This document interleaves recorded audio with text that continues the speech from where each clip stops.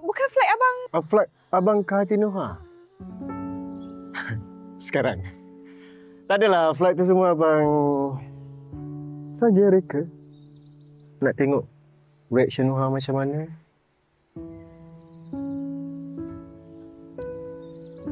Okay, jokes aside. Abang minta maaf. Nuha, abang ikhlas nak jaga Nuha. Memang berat. Lepas apa yang Nuha hadap dulu dengan keluarga abang. Whatever you're feeling is completely valid.